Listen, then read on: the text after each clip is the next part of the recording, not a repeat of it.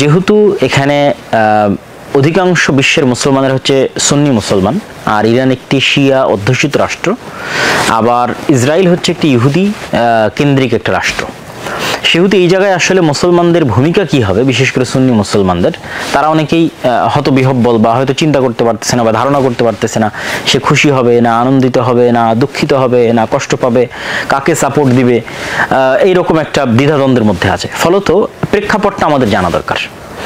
প্রেক্ষাপটটা তুলে ধরার জন্য আমি আপনাদের সামনে এতটুকু বলতে পারি যে ইরান এবং ইসরায়েলের মধ্যে অনেক বিষয়ে মিল আছে।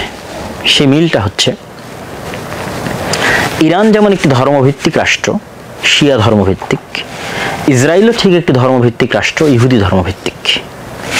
দ্বিতীয় যেটি মিল সেটি হচ্ছে, ইরানের যেমন মধ্যপ্রাচ্য কেন্দ্রিক উচ্চাশা এবং উচ্চাকাঙ্ক্ষা আছে রাজনৈতিক আধিপত্যের, ঠিক তেমনি ইসরায়েলেরও পুরো মধ্যপ্রাচ্যে দাদাগিরি করার তার লালিত স্বপ্ন আছে, সে গ্রেটার ইসরায়েল বানাতে চায়। তাহলে দুইজনের লক্ষ্য উদ্দেশ্য সেম, দুইজনই মধ্যপ্রাচ্যের সবচেয়ে শক্তিশালী প্রভাবশালী পাওয়ারে পরিণত হতে চায়, যেটাকে আপনারা পাওয়ার ডাইনামিক্স বলতে পারেন। এবং উভয়ই যে আসলে মধ্যপ্রাচ্যের পাওয়ারে নিজেদের সর্বোচ্চ স্থানে রাখতে চায় এটির অনেকগুলো প্রমাণও আছে। যেমন ইরান অসংখ্য সুন্নি রাষ্ট্রের প্রক্সি যুদ্ধ পরিচালনা করেছে, এগুলো ধারণাপ্রসূত কোনো কথা নয়, বাস্তব সত্য। যেমন সিরিয়ার বাশার আল আসাদকে টিকিয়ে রাখার জন্য কাসেম সোলাইমানি সহ অসংখ্য শিয়া যারা মিলিশিয়া গ্রুপ আছে তাদের ব্যাপক অবদান আছে, এবং তাদের হাতে বর্তমান সিরিয়ার যারা অধিকাংশ মুসলমান সুন্নি মুসলমান তাদের রক্তে তাদের হাত রঞ্জিত। এইটা কোনো কাল্পনিক কথা নয়, এটা একটা সত্য ঐতিহাসিক বাস্তব সত্য ঘটনা। তো বাশার আল আসাদের পরাজয় ছিল মূলত ইরানের মধ্যপ্রাচ্যে তার যে শক্তিশালী হওয়ার যে উচ্চাভিলাষ, সে উচ্চাভিলাষের একটি পতন।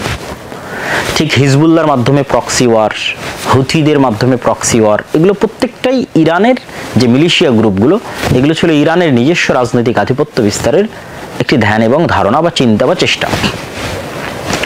ঠিক ইসরায়েলও চায় যে সে মধ্যপ্রাচ্যের সবচেয়ে শক্তিশালী পাওয়ারফুল কান্ট্রি হবে, যেটা আমরা দেখি যে ইসরায়েল তার কোনো শত্রু যদি, এটা শুধু ইসরায়েল না, ইসরায়েল এবং আমেরিকার যে নিজস্ব ওয়ার্ল্ড অর্ডার আছে, সেই নিজস্ব ওয়ার্ল্ড অর্ডার বিশ্ব ব্যবস্থা, এই বিশ্ব ব্যবস্থায় যদি তারা কাউকে শত্রু বা তাদের চাইতে কাউকে শক্তিশালী, তাদের জ্ঞান এবং প্রযুক্তি কারো কাছে চলে যাচ্ছে, এরকম যদি কোনো ধ্যান ধারণা বা সন্দেহ তাদের অন্তরে তৈরি হয়, তাহলে তারা আসলে দেখে না কে শিয়া, কে সুন্নি, কে খ্রিস্টান।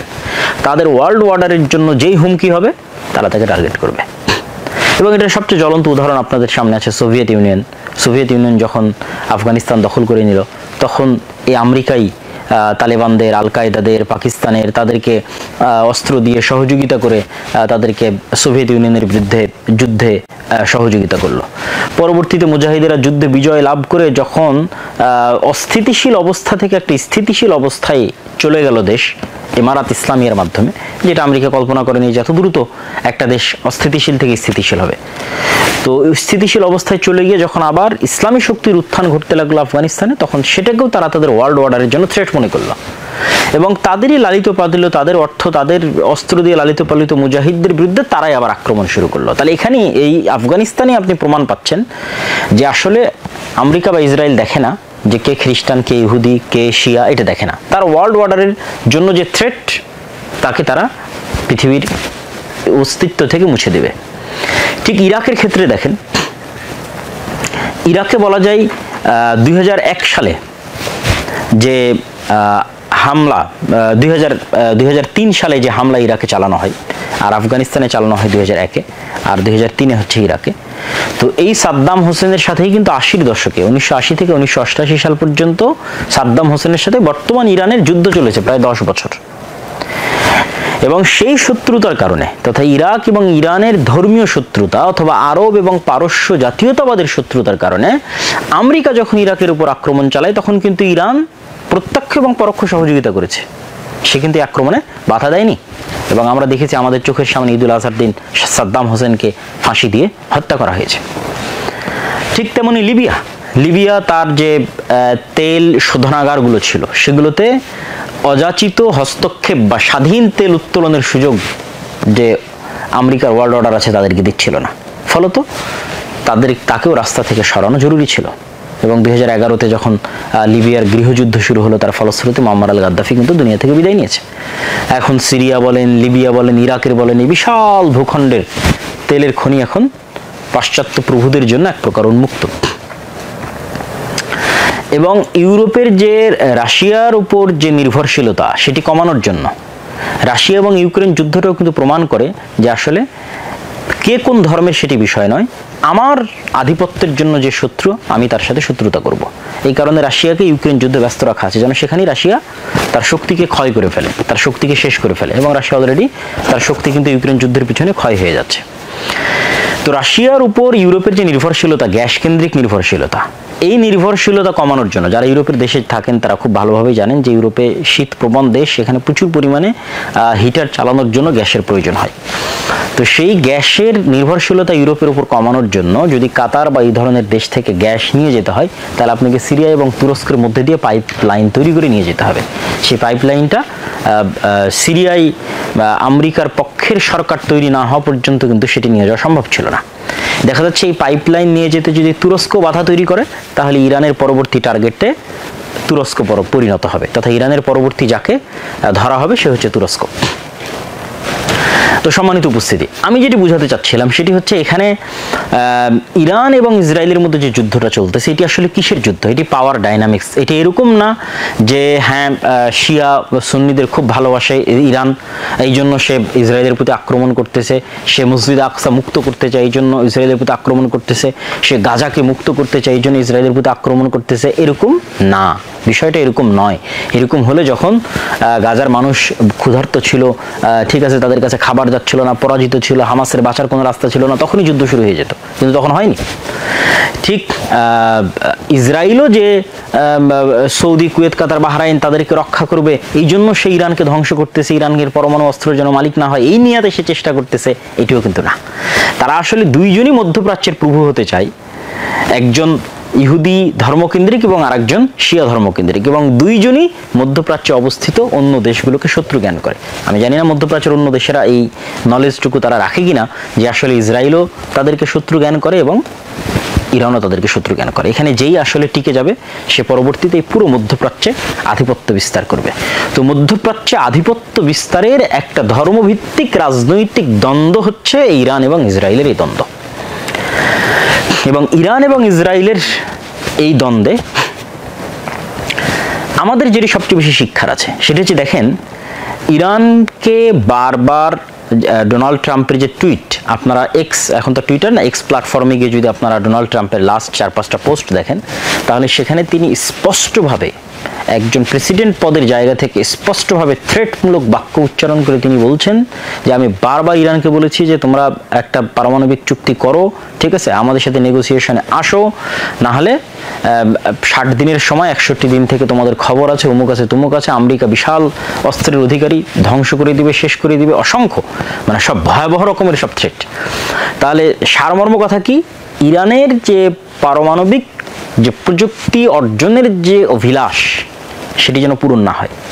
ইরাকের সাদ্দাম হোসেনও কিন্তু সে অভিলাষ করেছিল, তাকে কিন্তু ধ্বংস করে দেওয়া হয়েছে। তাহলে বিষয়টা কি বোঝাচ্ছে যে বর্তমান পৃথিবীতে কিন্তু প্রযুক্তির যুদ্ধ চলতেছে, জ্ঞানের যুদ্ধ চলতেছে, যে আপনি পারমাণবিক বম কিভাবে বানায় এই জ্ঞান এবং এই প্রযুক্তিটা আপনি অর্জন করবেন এটা পৃথিবীর কেউ সহ্য করতেছে না। সে আপনি ইহুদি হন, খ্রিস্টান হন, বৌদ্ধ হন, সেটা পরের বিষয়, কিন্তু আপনি যেন এই জ্ঞান না পান। এর আরেকটা আপনাদেরকে উদাহরণ দেই, যেমন ধরেন চায়না যেন চিপ বা সেমিকন্ডাক্টরের যে নলেজ এটাতে যেন টপ লেভেলে না পৌঁছতে পারে, এই জন্য চায়নার উপর কিন্তু এই কেন্দ্রিক নিষেধাজ্ঞা দেওয়া আছে। এরকম বলা যায় 7 থেকে 8টা টপ লেভেলের প্রযুক্তি এবং টেকনোলজি আছে যেটা আমেরিকা চায় না যে অন্য কেউ এই প্রযুক্তি পরিপূর্ণরূপে তার কাছে চলে যাক। তার মধ্যে যেমন পারমাণবিক প্রযুক্তি আছে, মিসাইল অ্যান্ড ডিফেন্স সিস্টেম আছে, ঠিক তেমনি এআই এবং সাইবার ইন্টেলিজেন্স প্রযুক্তি আছে, স্টিলথ টেকনোলজি, এই যে স্টিলথ ফাইটার জেটের কথা বলা হচ্ছে 35, এই স্টিলথ টেকনোলজি হচ্ছে রাডারকে ফাঁকি দেওয়ার টেকনোলজি। এই টেকনোলজি অন্য কেউ পেয়ে নিক এটা কখনোই আমেরিকা চায় না।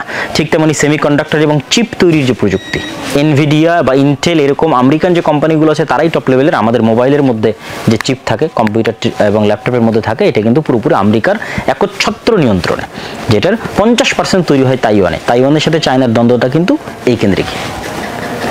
তথা আমি আপনাদের যেটি বুঝাতে চাচ্ছি যে পুরো পৃথিবীতে বর্তমান যে যুদ্ধটা চলতেছে, ইরান এবং ইসরায়েলের যে যুদ্ধ চলছে, এটা জ্ঞানের যুদ্ধ, এটা প্রযুক্তির যুদ্ধ। এবং জ্ঞান এবং প্রযুক্তিতে যে এগিয়ে ক্ষমতা তার হাতে। রাশিয়ার সাথে যে দ্বন্দ্ব, চায়নার সাথে যে দ্বন্দ্ব, এটা জ্ঞান এবং প্রযুক্তির দ্বন্দ্ব। কিন্তু দুঃখজনক হলো সত্য যে আমরা মুসলমানেরা কিন্তু সেই জ্ঞান এবং প্রযুক্তি থেকে অনেক অনেক পিছিয়ে আছি। এবং আরেকটা বিষয়ে আমরা পিছিয়ে আছি, একে তো আমরা জ্ঞান এবং প্রযুক্তি থেকে মুসলমানেরা পিছিয়ে আছি, এবং আরেকটা বিষয় আমরা সবচেয়ে বেশি পিছিয়ে আছি, সেটি হচ্ছে দেখেন যে অপারেশন ইসরায়েল পরিচালনা করছে, এই অপারেশনের নাম ইসরায়েল দিয়েছে রাইজিং লায়ন। এবং এই অপারেশনের নাম যখন সে দেয় তখন সে তাদের যে তাওরাহ বা ওল্ড টেস্টামেন্ট যেটাকে আমরা বলি, হিব্রু ভাষায় লেখা, সেটার বুক অফ নাম্বারসের একটা শ্লোক, সেই শ্লোক থেকে সেই নামটা নিয়েছে। যে শ্লোকের বাংলা অনুবাদ হচ্ছে, দেখো এই জাতি একটি মহান সিংহের মতো উঠে দাঁড়াবে এবং যে তরুণ সিংহের মতো নিজেকে উদ্দীপ্ত করবে, সে শিকার না খাওয়া পর্যন্ত বিশ্রাম নেবে না এবং নিহতদের রক্ত না পান করা পর্যন্ত থামবে না। এবং এই নামকরণ করার পর সেই নামটা চিঠিতে চিরকুটে লিখে, তারা যে লিখিত চিঠি আল্লাহর কাছে পাঠায়, সৃষ্টিকর্তার কাছে পাঠায়, সেটা মসজিদ আল আকসার যে ওয়েস্টার্ন ওয়াল আছে, সেই ওয়েস্টার্ন ওয়ালকে তারা সবচেয়ে পবিত্র মনে করে। সেই ওয়েস্টার্ন ওয়ালে এই লিখিত চিরকুট লিখে বেঞ্জামিন নেতানিয়াহু ওই চিরকুট নিক্ষেপ করে ফেলে সেই ছবিটা সে সংবাদ মাধ্যমে প্রকাশ করেছে এবং তারপরে সেই অভিযান শুরু করেছে। তাহলে তাদের অভিযানের সাথে তাদের ধর্ম এবং ধর্মগ্রন্থের কি গভীর সম্পর্ক আছে সেটি কিন্তু আমরা চিন্তাতে আনি না। ঠিক গাজার বিরুদ্ধে যে অভিযানটা তারা পরিচালনা করেছিল, গাজার বিরুদ্ধে এই অভিযানও তারা যে নাম রেখেছিল গাজার বিরুদ্ধে অভিযান পরিচালনায়, আমালেক, সেটিও 2023 সালের 28 অক্টোবর এক বিবৃতিতে নেতানিয়াহু বাইবেলের বুক অফ ডিউটেরনমি সেখান থেকে উদ্ধৃত করে আমালেক, যেটা আমরা ওই যে আমালেকা গোত্রের বিরুদ্ধে মুসা আলাইহিস সালাতু ওয়াস সালাম বা ইউশা বিন নুনের যে যুদ্ধের বর্ণনা আল্লাহ সুবহানাহু ওয়া তাআলা কোরআনে উল্লেখ করেছেন, সেই যুদ্ধের স্মৃতিচারণে তারা কল্পনা করতেছে যে হামাস বা গাজাকে তারা সম্পূর্ণরূপে নির্মূল করে দিবে, ঠিক যেভাবে আমালেকাদের ওই সময় ইউশা বিন নুন এবং মুসা আলাইহিস সালাতু ওয়াস সালাম বনী ইসরাইল যেভাবে নির্মূল করেছিল। তাহলে এবং তাদের যতগুলো অস্ত্র আছে, টেকনোলজি আছে, সবগুলোর নামকরণেও তারা ধর্মীয় নাম সবসময় ব্যবহার করে। যেমন তাদের একটা অস্ত্রের নাম হচ্ছে ডেভিড স্লিং, ডেভিড মানে দাউদ আলাইহিস সালাতু ওয়াস সালাম। আপনারা এই বিষয়ে আরো স্টাডি করে দেখতে পারেন। এবং আমি আমার বহু বক্তব্যে তুলে ধরেছি যে ইহুদিরা তাদের ধর্মের প্রতি কি পরিমাণ কট্টর বিশ্বাসী। এখান থেকে আমাদের যেটা শিক্ষণীয় সেটি আমি আমার বহু বক্তব্যে বলেছি যে যেখানে ইহুদিরা তাদের নিজের দ্বীনের উপর কঠোরভাবে বিশ্বাসী হয়ে তারা তাদের সকল কিছু পরিচালনা করতেছে এবং পৃথিবীর কারো কেয়ার বা পরোয়া করতেছে না, তার দ্বীনের উপর বিশ্বাসী থাকার ক্ষেত্রে এবং তার দ্বীনকে রক্ষা করার ক্ষেত্রে, তার দেশকে রক্ষা করার ক্ষেত্রে কাউকে পরোয়া করতেছে না। ঠিক আমাদের পার্শ্ববর্তী দেশ ভারতের যারা হিন্দু আছে তারাও তাদের দ্বীনের উপর কট্টর বিশ্বাসী, যে সেই কট্টর বিশ্বাস থেকে তারা কাউকে ছাড় দিচ্ছে না। কিন্তু আমরা মুসলমানেরা পরস্পরে প্রতিযোগিতা করতেছি যে কে কত বড় সেকুলার আর কে কত বড় অসাম্প্রদায়িক সেটি তুলে ধরার জন্য। এই সমস্ত অসাম্প্রদায়িকতা আর সেকুলারদের পৃথিবীতে কারো কাছে দাম নাই। তারা শুধু গোলাম এবং দালাল হিসেবে পৃথিবীতে বসবাস করতে পারে। আর গোলাম এবং দালালের বাইরে যদি মেরুদণ্ড সোজা করে শক্ত করে দাঁড়াতে হয় তাহলে নিজ দ্বীনের উপর পূর্ণ আত্মবিশ্বাস, পূর্ণ আস্থা এবং পূর্ণ কনফিডেন্স, কোনো প্রকার হীনম্মন্যতা ছাড়া যদি আপনি সামনের দিকে আগাতে পারেন তবেই পৃথিবী আপনাকে দাম দিবে, পৃথিবী আপনাকে গণনার মধ্যে কাউন্ট করবে। এবং ইরানের উপর যে হামলা চলছে সেটা প্রমাণ করে যে ইরানকে তারা গণনার মধ্যে কাউন্ট করতেছে। ইরানকে কেন গণনার মধ্যে কাউন্ট করতেছে? ইরানের নিজস্ব ওয়ার্ল্ড অর্ডার আছে, ইরানের নিজস্ব থিওরি আছে, যদিও সেটা শিয়া ধর্মীয় রাজনীতি কেন্দ্রিক, যেটাও মধ্যপ্রাচ্যের সুন্নি রাষ্ট্রগুলোর জন্য থ্রেট, কিন্তু তারপরেও সে তার নিজস্ব আদর্শে অটল এবং অটুট। এই কারণে তাকে গণনার মধ্যে, ধর্তব্যের মধ্যে আনতে হচ্ছে ইসরায়েলকে। আর আমরা যারা আমাদের ইমান এবং আকীদা বিক্রি করে দিচ্ছি বা সেকুলার হওয়ার প্রতিযোগিতায় লিপ্ত আছি, অসাম্প্রদায়িক হওয়ার প্রতিযোগিতায় লিপ্ত আছি এবং নিজের দ্বীনের উপর হীনম্মন্যতা আমরা বোধ করি এবং কতটুকু নিজের দ্বীনে ছাড় দেওয়া যায়, কম্প্রোমাইজ করা যায় সেটা নিয়ে আমরা চিন্তা করি, তাদের আসলে পৃথিবীতে কোনো ভাত নাই, অথবা তাদের আসলে পৃথিবীতে কেউ দাম দেওয়ার বা কেউ গণনা করার যোগ্যও মনে করে না। এই জন্য আমি এই ইরান ইসরায়েলের যে যুদ্ধ চলতেছে, এই যুদ্ধের যদি আমি সারমর্ম বা সামারি যদি আমি আপনাদের সামনে তুলে ধরি, তাহলে সেই সামারি এবং সারমর্মের এতটুকু বলতে পারি, বা আরও দু একটা পয়েন্ট যদি ছুটে গিয়ে থাকে, যে ইরানের সাথে যেই মৌখিক দ্বন্দ্ব, এটা আসলে তথাকথিত যে ইসলামী বিপ্লব তারপরই শুরু হয়েছে। এই তথাকথিত ইসলামী বিপ্লব 1979-এর আগের যে সময়গুলো, যখন রেজা শাহ পাহলবিরা ছিল, তখন কিন্তু সেকুলার শ্রেণী বা সেখানে বসবাস করতো। ঠিক যেমন আমরা আমাদের দেশে যেমন বলে থাকি শাহবাগী বা এই জাতীয়, ঠিক আছে।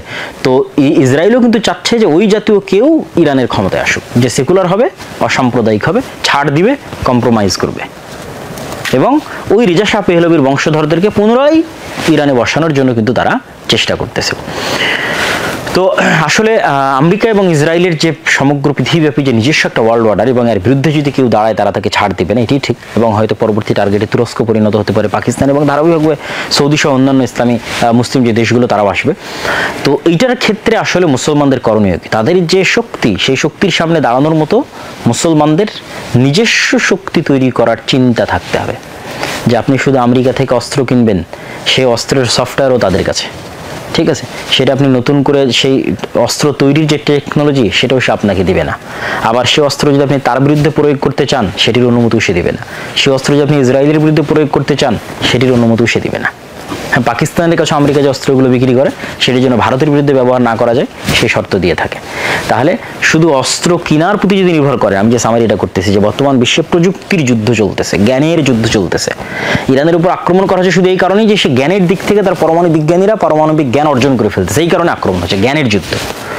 অতএব মুসলিম বিশ্বের যারা কান্ট্রি আছে, আমাদের ছোট দেশ বাংলাদেশ, তাদেরও আসলে শুধু চেতনা বিক্রি করা বাদ দিয়ে বা সেকুলার হওয়ার প্রতিযোগিতা বাদ দিয়ে তাদেরও মনোযোগ দেওয়া উচিত যে কিভাবে তারা নিজস্ব প্রযুক্তি ডেভেলপ করবে। বর্তমান যে 5th জেনারেশনের যে যুদ্ধগুলো পরিচালিত, বা 4th এবং 5th জেনারেশনের যে যুদ্ধগুলো পরিচালিত হচ্ছে, এই যুদ্ধগুলোতে ড্রোনের ভূমিকা, এয়ার ডিফেন্স সিস্টেমের ভূমিকা, ঠিক আছে, এবং সাইবার অ্যাটাকের ভূমিকা, এগুলো তো আপনারা ভারত পাকিস্তান এবং বর্তমান ইরান ইসরায়েল যুদ্ধে যারা মোটামুটি অবজার্ভ করেছেন তারা খুব ভালোভাবে জানেন। এই প্রত্যেকটা সেক্টরে বাংলাদেশ পিছিয়ে আছে। বাংলাদেশের এয়ার ডিফেন্স সিস্টেম বলতে কিছুই নেই, বাংলাদেশের ড্রোন ব্যবস্থা বলতে কিছুই নেই, বাংলাদেশের ফাইটার জেট আক্রমণ করবে, ঠিক আছে, বা মিসাইল সিস্টেম ক্ষেপণাস্ত্র নিক্ষেপ করবে, কিছুই নেই। এগুলো প্রত্যেকটাতে আমরা পিছিয়ে আছি। আমাদের পার্শ্ববর্তী কোনো দেশ যদি আমাদের উপর আক্রমণ করে, যেমনটা ইসরায়েল ইরানের উপর করেছে, তাহলে ইরানের যে অবস্থা আছে তার 1000 গুণ খারাপ অবস্থায় বাংলাদেশের। আর আমাদের যুব সমাজ ব্যস্ত আছে কিসে? জুয়া, নেশা, মদ, খেলতামাশা। আর ইসরায়েলের ইহুদিরা কিসে ব্যস্ত আছে? জ্ঞান, গবেষণা, ঠিক আছে, নতুন নতুন প্রযুক্তি, জীবন দেওয়া। প্রত্যেকটা ইসরায়েলের নাগরিকের জন্য যুদ্ধের ট্রেনিং নেওয়া জরুরি, ফরজ। সবাইকে 2 বছরের জন্য যুদ্ধের ট্রেনিং নিতে হয়, তারপরে তারা নিজ নিজ কাজে ব্যস্ত থাকে, যুদ্ধ শুরু হলে আবার তাদের অ্যাক্টিভ হতে হয়, ঠিক আছে। এটাই তাদের জীবনের লক্ষ্য এবং উদ্দেশ্য। আর আমাদের জীবনের কোনো লক্ষ্য নেই, কোনো উদ্দেশ্য না। তো আমাদের নবী মুহাম্মদ সাল্লাল্লাহু আলাইহি ওয়াসাল্লাম আমাদের জন্য জীবনের লক্ষ্য এবং উদ্দেশ্য দিয়ে গেছেন, কিন্তু আমরা লক্ষ্যহীন উদ্ভ্রান্তের মতো ঘুরে বেড়াচ্ছি, এবং আনপ্রোডাক্ট তথা কোনো প্রকার প্রোডাক্টিভিটি ছাড়া শুধু এরর, গীবত করা, মারামারি করা, গন্ডগোল করা, কোনো প্রোডাক্টিভ কাজ নাই, কোনো গঠনমূলক কাজ নাই, ঠিক আছে। ফেসবুক, ইউটিউব, টুইটারে সময় নষ্ট করা, কোনো লাইফস্টাইলের কোনো টাইম ম্যানেজমেন্ট নাই, যে আমার লাইফস্টাইল কীভাবে হবে। স্বাস্থ্যের প্রতি কোনো খোঁজ নাই, যে আমি স্বাস্থ্য ঠিক রাখবো, সময়কে কাজে লাগাবো, টাইমকে ঠিকভাবে কাজে লাগাবো, কিছুই নাই। শুধু সময় নষ্ট এবং গল্প, গীবত, তহমতের মাধ্যমে আমাদের সময় পার হয়ে যাচ্ছে। অর্থাৎ ভাইরা, আমাদের জন্য করণীয় কি? এই দিন আমাদের সামনেও আসবে, এবং সেই দিনের প্রস্তুতি হিসেবে আমাদের জ্ঞান, বিজ্ঞান এবং প্রযুক্তি, পড়াশোনা, প্রোডাক্টিভ লাইফ সামনে এগিয়ে যেতে হবে, এবং নিজ নিজ জায়গা থেকে সর্বোচ্চ চেষ্টা করতে হবে। এটি মুক্তি, এটা ছাড়া মুক্তির কোনো রাস্তা নেই। হ্যাঁ, আমরা হয়তো শক্তি দিয়ে তাদের সাথে পারবো না, কিন্তু শক্তির বিষয়ে আল্লাহ সুবহানাহু ওয়া তাআলা, যেটা বলে আমি আমার বক্তব্য শেষ করব, শক্তির বিষয়ে আল্লাহ সুবহানাহু ওয়া তাআলা বলেছেন, ফাআম্মা আদুন ফাস্তাকবারু ফিল আরজ বিগাইরিল হাক্কি ওয়া ক্বালু মান আশাদ্দু মিন্না কুওয়া। আদ জাতিকে যখন ধ্বংসের ঘোষণা আল্লাহ দিয়েছিলেন, তখন আদ জাতি বলেছিল যে বর্তমান পৃথিবীতে আমাদের চেয়ে শক্তিশালী কে আছে? মান আশাদ্দু মিন্না কুওয়া। যেমন আজকে আমেরিকা, ইসরায়েল বলতে পারে যে সব টেকনোলজি তো তাদের কাছে, পৃথিবীতে আর কারো কাছে কোনো টেকনোলজিই নেই। যে 2-1টা মুসলিম দেশ তাদের কাছে টেকনোলজি কিনেছে, সেগুলো তো তারা তাদের বিরুদ্ধে ব্যবহার করতে পারবে না। সুতরাং তাদের চেয়ে সুপার পাওয়ার পৃথিবীতে কেউই নাই, এটাই সত্য কথা। কিন্তু আল্লাহ সুবহানাহু ওয়া তাআলা বলছেন, আওয়ালাম ইয়ারাউ আন্নাল্লাহাল্লাযী খালাকাহুম হুয়া আশাদ্দু মিনহুম কুওয়া। মানুষেরা কি জানে না যে আমেরিকার ইসরায়েল যদি সুপার পাওয়ার হয়, তো আমেরিকার ইসরায়েলকে কে সৃষ্টি করেছে? এই আমেরিকা, আল্লাহ নিজে কোরআনে বলছে, আওয়ালাম ইয়ারাউ আন্নাল্লাহাল্লাযী খালাকাহুম, যে আমেরিকা এবং ইসরায়েলকে যে আল্লাহ সৃষ্টি করেছে, সে আল্লাহ তো তাদের চেয়ে শক্তিশালী। আমেরিকা এবং ইসরায়েল যদি আজকের সকল জ্ঞান, বিজ্ঞান এবং টেকনোলজির মালিক হয়ে শক্তিশালী হয়, তো এগুলো সবগুলোর সৃষ্টিকর্তা হচ্ছেন আল্লাহ সুবহানাহু ওয়া তাআলা। আমেরিকা এবং ইসরায়েলের সৃষ্টিকর্তা, এই টেকনোলজি, ড্রোন, এয়ার ডিফেন্স সবগুলো সৃষ্টিকর্তা আল্লাহ সুবহানাহু ওয়া তাআলা। তাহলে আল্লাহ হচ্ছেন তাদের চেয়ে শক্তিশালী। তো আল্লাহ অবশ্যই অলৌকিক কিছু ঘটাতে পারেন, ঘটাবেন, ঘটান, ঘটিয়ে থাকেন, ভবিষ্যতেও ঘটাবেন, কিন্তু তাদের জন্যই ঘটান যারা পাওয়ার যোগ্য। ফিরআউনকে মুসা আলাইহিস সালাতু ওয়াস সালাম তার শক্তি দিয়ে পরাজিত করবে এরকম কোনো শক্তি মুসা আলাইহিস সালাতু ওয়াস সালামের কাছে ছিল না, এই জন্য তাকে পালিয়ে যেতে হচ্ছিল। কিন্তু আল্লাহ পৃথিবীর ইতিহাসের সবচেয়ে ব্যতিক্রম অলৌকিক ঘটনা ঘটিয়ে ফিরআউনকে ধ্বংস করে দিয়েছেন। তো এইরকমই কোনো অলৌকিক ঘটনার মাধ্যমে আল্লাহ ধ্বংস করতে পারেন, কিন্তু সেটার জন্য যে চেষ্টা, যে কনিষ্ঠতা, যে ইখলাস, সেটা কিন্তু আমাদের নাই, যে ত্যাগ, সেটা কিন্তু আমাদের নাই।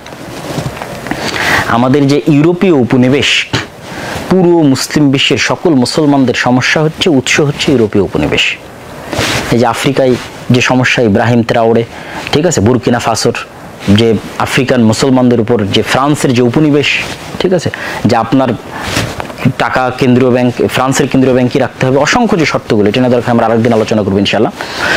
তো এই যে উপনিবেশ, আফ্রিকায় উপনিবেশ, বর্তমান পাকিস্তান, ভারত এবং কাশ্মীরের দ্বন্দ্ব, এটাও উপনিবেশের সৃষ্টি, ফিলিস্তিন ইসরায়েলের দ্বন্দ্ব, এটাও উপনিবেশের সৃষ্টি। এই 190 বছরের উপনিবেশ মুসলমানদেরকে এমন, মুসলমানদের জিনের মধ্যে, ব্লাডের মধ্যে এমনভাবে গোলামি, কলোনিয়াল মাইন্ড সেট আপ ঢুকিয়ে দিয়েছে যে মুসলমানেরা তাদের আত্মমর্যাদা, আত্মসম্মান ভুলে গেছে। তাদের একটা টাকার জন্য মিথ্যা বলা, একটা টাকা বেশি ইনকাম করার জন্য দুর্নীতি করা, এটি তাদের মজ্জাগত স্বভাব। ধোঁকা দেওয়া, এটি তাদের মজ্জাগত স্বভাব। এই জন্য মুসলমানদের কিনে নেওয়া আমেরিকা এবং ইসরায়েলের কাছে 1-2 মিনিটের ব্যাপার। এই যে ইরানের মধ্যে এত মুজাদের গোয়েন্দা কিভাবে অর্থের কাছে বিক্রি হয়ে যাওয়া, ঠিক আছে। আর অন্যদিকে একটা ইহুদি গোয়েন্দা যদি বুঝতে পারে সে ধরা পড়বে, তাহলে সে বিষ পান করে মারা যাবে। কি পরিমাণ তার নিজের উপর আস্থা, ঠিক আছে। আর আমরা হচ্ছে আমাদের দিনকে বিক্রি করে দেবো টাকার জন্য। এই টাকার জন্য বিক্রি করে দেবো, এই মেন্টালিটি আমাদের মধ্যে তৈরি হয়েছে কিভাবে? 190 বছরের গোলামির মাধ্যমে তৈরি হয়েছে। এই জন্য আল্লামা ইকবাল বলেছেন, সাবাক ফিরসে পার সাদাকাত কা, সুজাআত কা, আদালত কা, লিয়া জায়েগা তুঝসে কাম দুনিয়া কি ইমামত কা। যে মুসলমানেরা তোমরা সত্য বলা শিখো, ন্যায়পরায়ণ, আমানতদার হওয়া শিখো, আত্মমর্যাদা সম্পন্ন, আত্মবিশ্বাসী হওয়া শিখো, নিজের দিনের উপর কট্টর আস্থা এবং বিশ্বাস নিয়ে আসা, হীনম্মন্য না হওয়া, সেকুলারিজম, ডেমোক্রেসির মতো যে ওয়ার্ল্ড অর্ডার যেগুলো আছে, কেন্দ্রীয় বিশ্বায়নের, গ্লোবালাইজেশনের, এগুলোকে ছুঁড়ে ফেলে দেওয়া, আস্থা করে নিক্ষেপ করা এবং নিজের দিনের উপর অগাধ আস্থা এবং বিশ্বাস নিয়ে সামনের দিকে এগিয়ে যাওয়া এবং চেষ্টা করা এবং ত্যাগের মন মানসিকতা রাখা। যখন আপনি আপনার সর্বোচ্চ চেষ্টা এবং সর্বোচ্চ ত্যাগ করবেন ইখলাসের সাথে, তখন আল্লাহর সাহায্য অবশ্যই আসবে। তো সম্মানিত উপস্থিতি, আমরা যদি আমাদের পুরো আলোচনার সামারি করি, তাহলে আমরা এটি বলতে চাই যে ইরান এবং ইসরায়েলের যে যুদ্ধ, এটা পাওয়ার ডাইনামিক্স। এটা কি বলে ওর নাম, ইরান জেরুজালেমের খুব ভালো চাই, গাজার খুব ভালো চাই, এই জন্য হামলা করতেছে, অথবা ইসরায়েল সৌদি, কুয়েত, কাতার, বাহরাইনকে রক্ষা করবে ইরান থেকে, এরকম কিছু না। তাদের উভয়েরই লক্ষ্য তারা মধ্যপ্রাচ্যে তাদের শাসনকে প্রতিষ্ঠিত করবে। এই জন্য একজন আরেকজনকে সহ্য করতে পারতেছে না, কেন উভয়ই জ্ঞান বিজ্ঞান থেকে একজন আরেকজনের কাছাকাছি চলে আসতেছে। এই জন্য তাদের মধ্যে ফাইটটা লাজেম, জরুরি ছিল, এটা হওয়ারই ছিল, এটা সংঘটিত হয়ে গেছে। কিন্তু এখান থেকে আমাদের জন্য যে শিক্ষাগুলো নেওয়ার আছে, মুসলিম উম্মার জন্য যে শিক্ষাগুলো নেওয়ার আছে, সেই শিক্ষাগুলো তাদেরকে নিতে হবে এবং সেভাবেই সামনের পথ আমাদেরকে বাছাই করার চেষ্টা করতে হবে। আল্লাহ সুবহানাহু ওয়া তাআলা আমাদের তৌফিক দান করুক, আল্লাহুম্মা আমিন। আশা করি আবার আপনাদের সাথে দেখা হবে ইনশাআল্লাহ সমসাময়িক বিষয় নিয়ে।